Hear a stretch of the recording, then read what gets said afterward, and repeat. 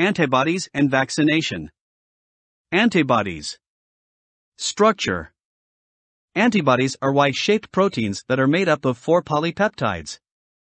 The 4 peptides consist of 2 heavy chains and 2 light chains. Antibodies consist of 2 regions, a Fab fragment and an Fc region. Fab fragment, it is associated with antigen binding. Fc region, it interacts with the Fc receptor of cells and activates the complement system. Type of antibodies. Polyclonal. During a normal immune response, the antibodies produced are called polyclonal. This is because they are derived from different clones of plasma cells. Monoclonal.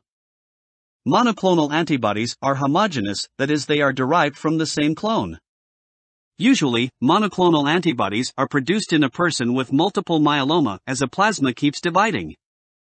Production of monoclonal antibodies by Hybridoma method. Monoclonal antibodies are produced from a single clone of plasma cells and have a homogeneous antigen binding site. They can be used in the diagnosis and treatment of different disorders. Hybridoma method. It is used to produce monoclonal antibodies. Principle.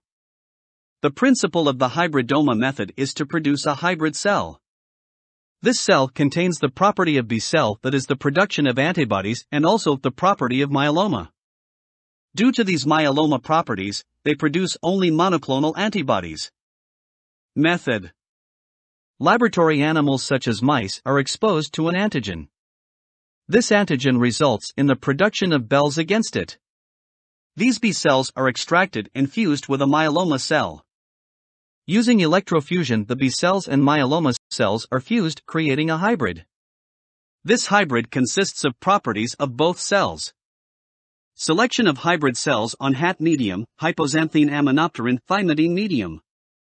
DNA synthesis is essential for cell survival. Aminopterin in the medium blocks DNA synthesis from the de novo pathway. Thus, the cells have to produce nucleotide from the salvage pathway, which depends on HGPRT. Unfused B cells in the medium survive because they have HGPRT. But, their lifespan is short. Unfused myeloma cells do not survive as they do not have HGPRT. Thus the medium will contain only fused cells. Use of monoclonal antibodies. Monoclonal antibodies are used in the diagnostic kit for various diseases. Once a monoclonal antibody is produced against an antigen, it can easily detect it. Immunity. Definition. The ability of the body to defend itself against a pathogen is called immunity. There are 2 types of immunity. Types of immunity. Active immunity. Definition. The immunity that is developed by the body's immune cells. Natural active immunity. That is developed after infection. Artificial active immunity. That is developed after vaccination. Passive immunity. Definition. The immunity that is provided through preformed antibodies. Natural passive immunity. Antibodies that are transferred through mother to fetus.